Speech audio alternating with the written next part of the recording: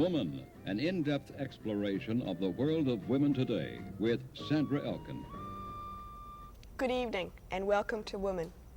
Judy Sullivan married her childhood sweetheart. They had a June wedding straight out of Brides magazine. They had a lovely daughter. Judy had a career as a college instructor in art history. She lived in a 12-room house on the right street. She had a great many friends and a familiar lifestyle. She had what for many women is the American dream. For 15 years she lived that dream.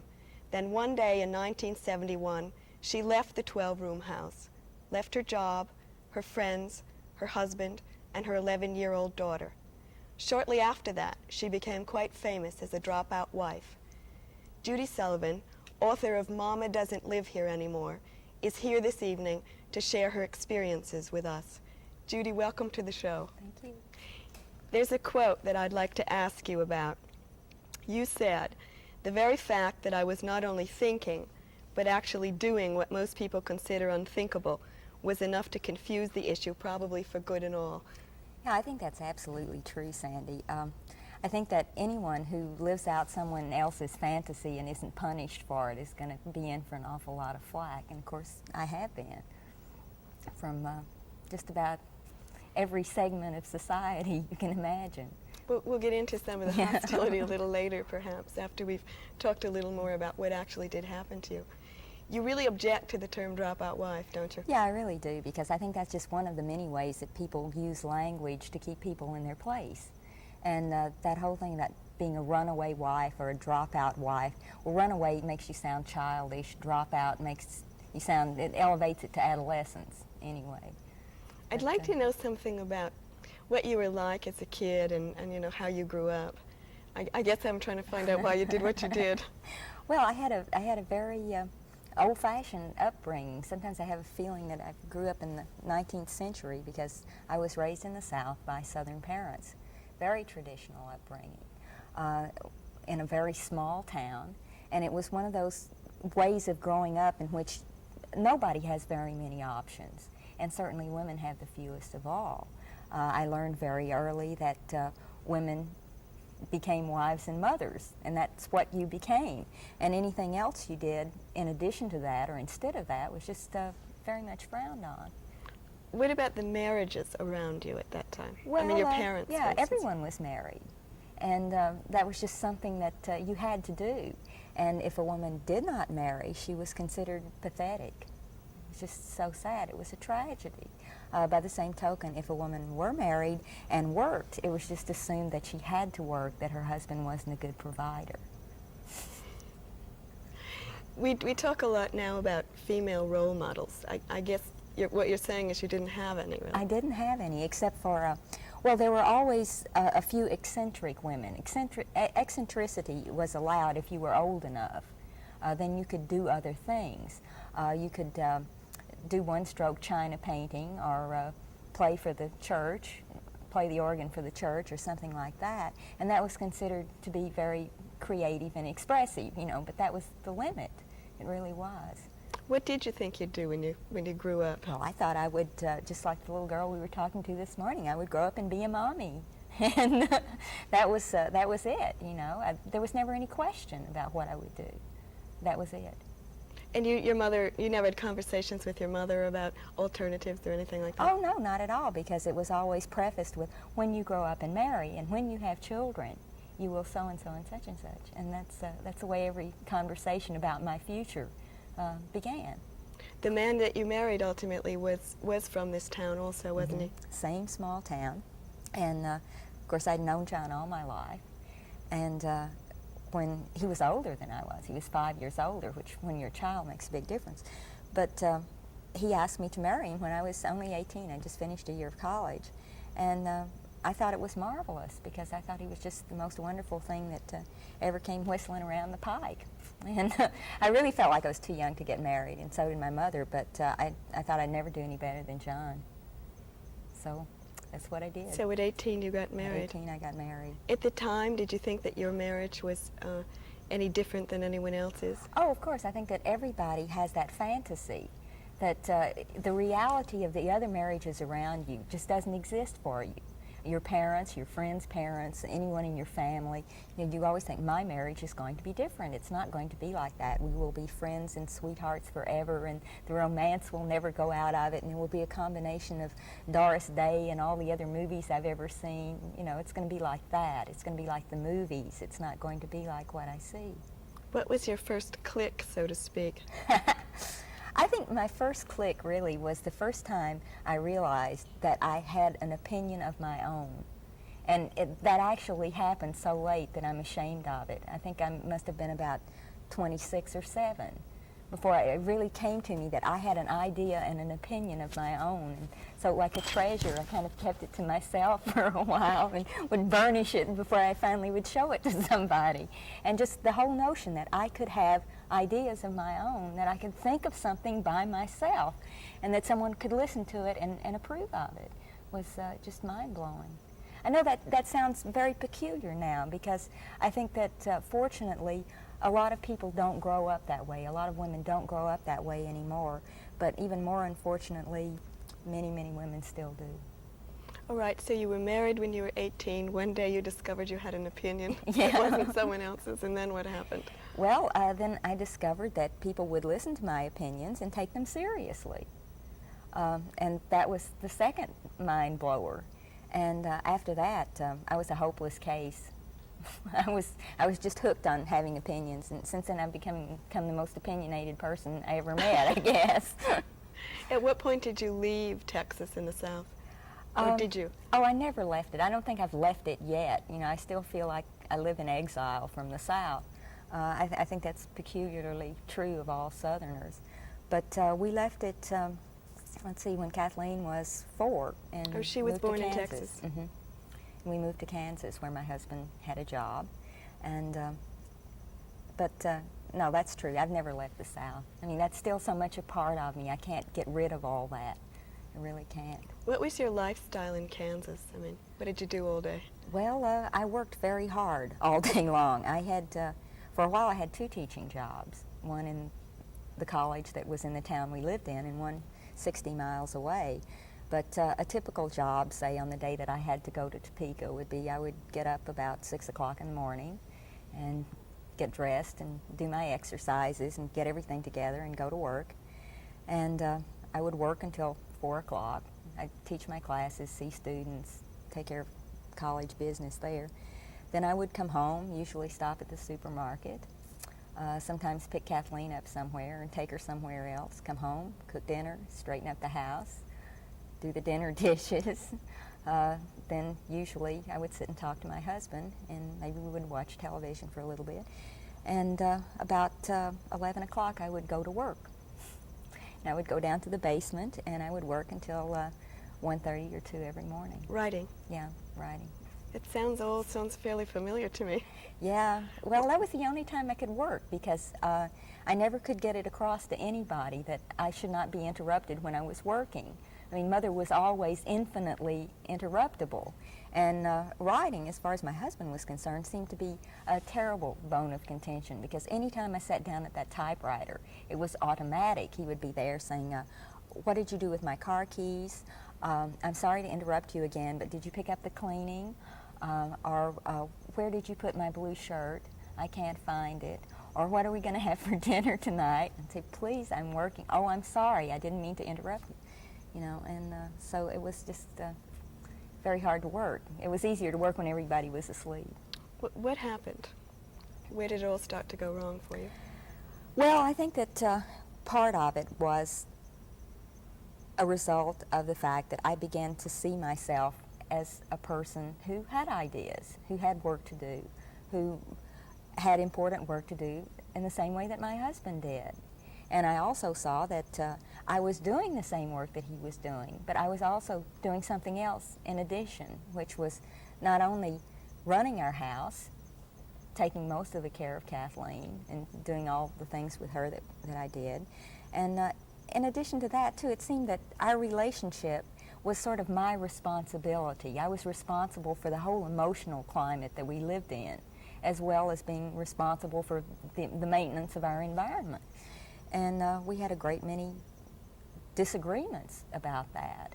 But this was in 1969, and the whole idea that two adult people who are both working, that only one should have responsibility for that environment, for example, was not even thought about. It wasn't even discussed. And when I would say to John, look, you know, I have these two jobs, and then I have to come home and do all these things, and you live in this house too, and you should be able to take care of your own body. You're a grown-up person, and it's not that hard.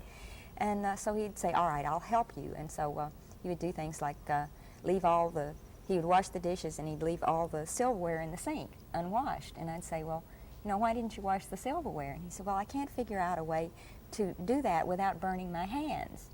And with my anger escalating, he said, if you can program a computer, you can figure out how to do that. It's not that hard. And so there were a good many disagreements about how my time was spent, really. Was it constant? Was it constant? It was constant. It was constant. And then back to the maintenance of that emotional climate, then he would say, well, we can't keep fighting like this.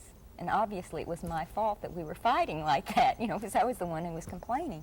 And so things would cool out a little bit, and then something finally would happen, and I would get angry, and off we go again. At one point or 2 points, you went away for the summer to do some work on your own. It seemed to me, and I don't know, you can, you know, correct me, but it seemed to me that that was a turning point. Yeah, it was. I think that goes back to the whole idea thing, because when I would, no matter what I did in Emporia, I was still, first of all, John's wife, Kathleen's mother. I was John's wife who teaches at the university, you know, and that was always primary.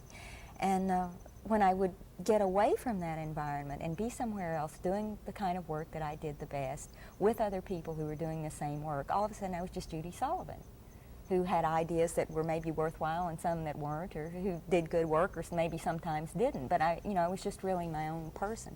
And I really realized that I could function as my own person. And I never even considered that before. Again, that sounds incredibly stupid, but I was awful stupid. What can I tell you? It's true. There are some things that happen that are not in the book. Yeah. And I'm wondering why you chose to do that, because it really lessens your case. I mean, it doesn't make you look like you did it for terrifically good reasons. You know, it somehow minimizes the value of the reasons that you give in the book.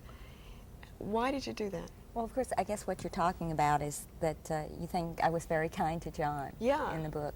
I think you protected him tremendously. Yeah, well, that's an old habit, for one thing. I spent 15 years protecting him and insulating him from the world so that he could do his work. And I never felt that I got that in return then when I needed it, and so maybe the time has come not to do it. However, just from the standpoint of the book itself, this was a big argument that I had with my publisher.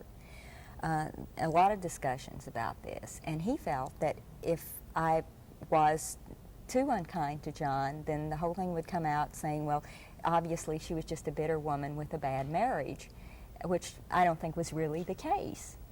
And we both felt that that was not the point. The point is that in this given social arrangement, I could not function as a human being. And that's the point. And so that was the point, you know, that was the case that we were trying to make the strongest. I understand now. I was just, you know, people who've read the book have said, well, she certainly didn't leave because of the silverware. No. No, of course else. It was, I think with any relationship between two people like that goes on for a long time, particularly one that starts so early, when your personality is really unformed to a large degree, a lot of changes take place. And sometimes you can accommodate those changes, as long as those changes aren't at the expense of the other person. Then changes can be accommodated, but they can't always. And I think it's really tragic that divorce still means people still feel, well, I have failed, when in fact it may be just the opposite, that they would have failed had they stayed and tried to hold the thing together. Do you see the marriage that you had with John just before you left him as unusual? Do you look around and see your friends having the same kind of marriage? No, I see a lot of marriages like that, particularly women my age and older women. But I think that, that was not just a marriage, and what we had and what they have was not just one marriage, it's actually two. Mm-hmm. The man has one marriage and the woman has another, and they can be very different. What about Kathleen? What is she like now after having gone through all of this? Oh, Kathleen is the Amazon princess. She is so magnificent. She's just wonderful. Kathleen is one of the, as she would say, most together 16-year-olds I've ever seen. She's a feminist, a very developed feminist. She's a very happy person. She's someone who is very sure that she has many options. And she's one of those incredibly lucky people who've known since they were old enough to articulate just exactly what she wanted to do with her life. She wants to be a commercial artist. And she's really set on that. And she talks about, people ask her very often, because she's toured with me promoting the book. They said, well, are you going to get married?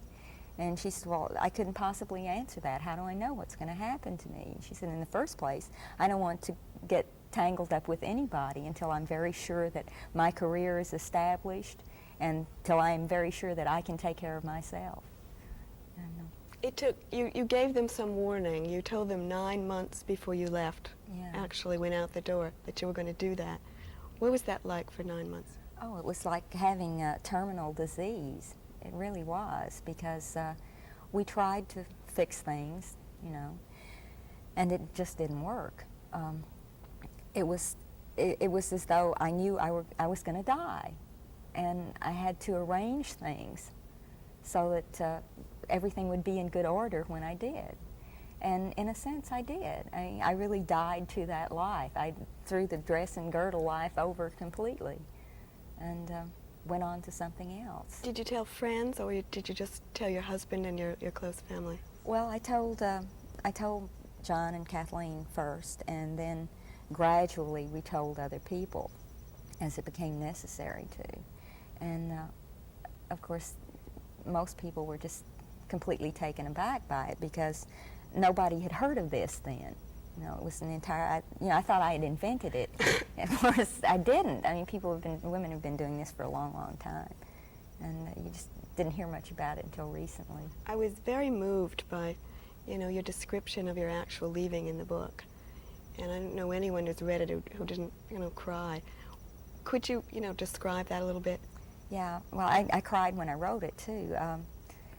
I set the date when I was going to leave, and we went to my brother's house and spent the night there. And the next morning, I had a ride to New York, and John and Kathleen were going to New Mexico, and I went out to the car with them and told them goodbye. And they both cried, and it was very hard. It's still very hard for me to talk about it. Why didn't you take Kathleen with you? Sandy, I couldn't afford to. Even with all my hotsy-totsy smarts, I couldn't afford to support my daughter. And this is something that I think a lot of people overlook when they're thinking about a situation of a family breaking up, which so many do. Very often, a child's life will be much less disrupted if the children stay with the father, because very often he can afford to keep the house. He can afford to hire a housekeeper. I live in one room in New York, and I am very, very poor. And John has a good job, and Kathleen's room in San Antonio is bigger than my whole house. I mean, she's got her own bathroom, she has her own telephone. In another year or so, she'll probably have a car.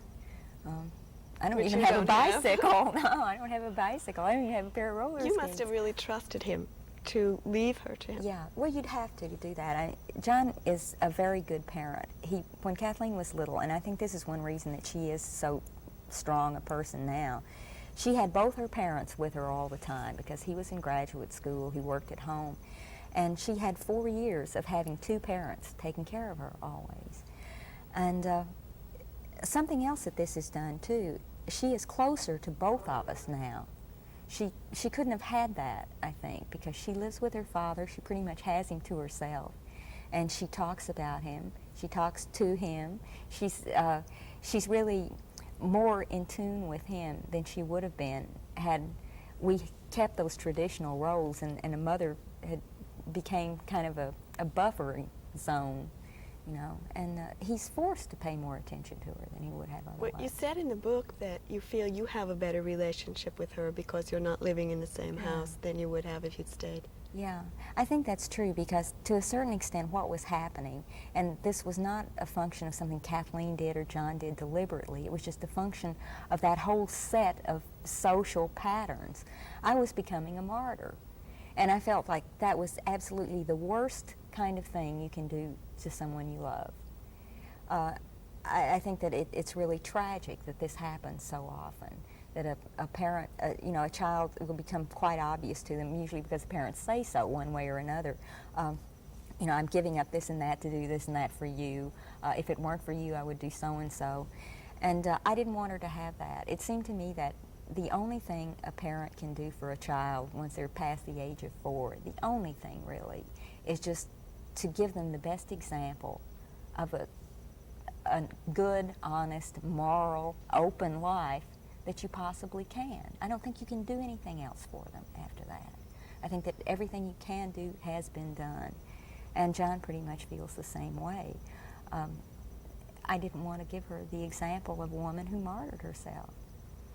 There are a lot of women who are doing what you refused to do. Yeah. How do they react to what you did? Well, very hostilely in some cases. I think that each situation is so different. You know, each woman has got to work out her own salvation in fear and trembling, as St. Paul said. And you have different things to work with. For me, it was the only thing. I mean, it wasn't even a decision. It was just something that had to happen. And I think that the resentment that many women have when they say, well, all right, I'm holding down a full-time job, and I don't have just one child, I have 2. And but I've made my husband help me with the housework, and my husband understands that my work is very important to me, and I have managed to work it out. Why should they have to work so hard to work it out? It ought to be a given. No, really, it ought to be given.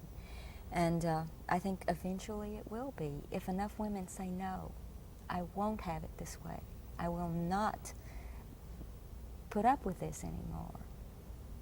Will you ever get married again? No.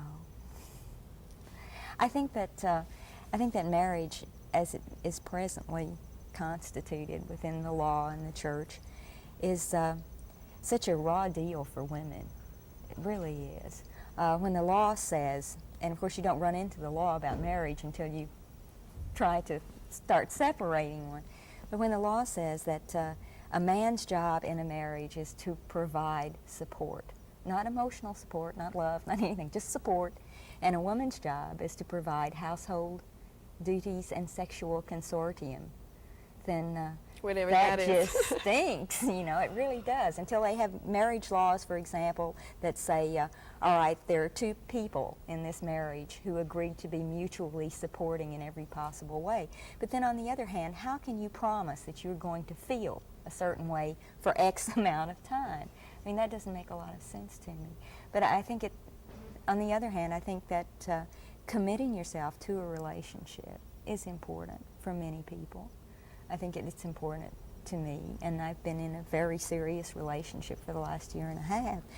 And that's good and it's fine, but the laws, I just don't see getting tangled up with the laws.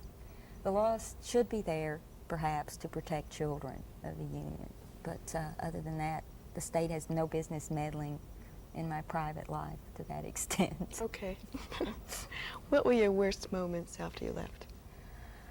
Oh, I think the worst ones were missing Kathleen and knowing how badly she missed me. She would write me letters, and some of them are in the book. Say, when are you coming home? Do you still love me? Are you still my mother? That was really rough. And when I would get one of those, I would call her right away. And usually she would have forgotten that she'd written it.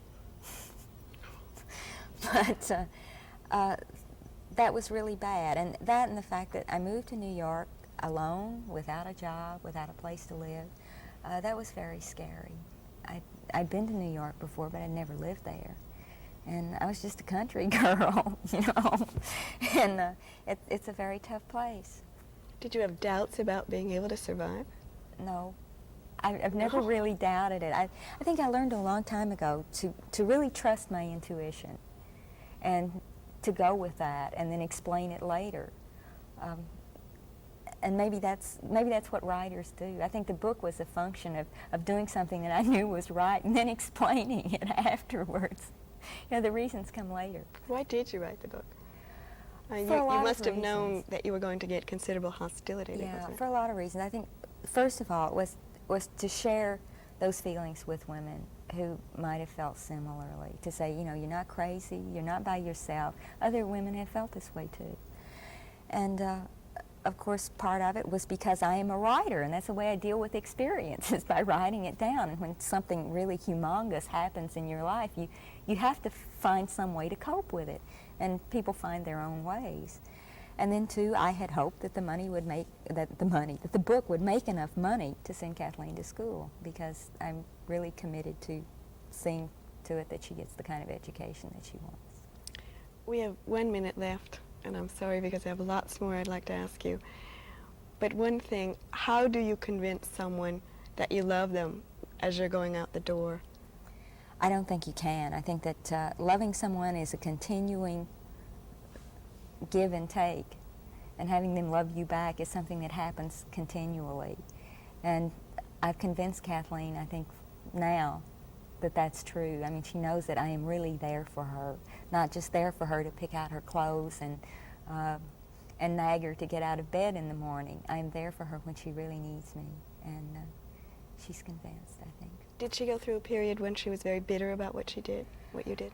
Not directly. I mean, she and I have talked about this so much, and if she had any bitterness about it, I think that her understanding of the Judy, situation fixed it. thank you very much for coming tonight. Thank you for watching. See you next week.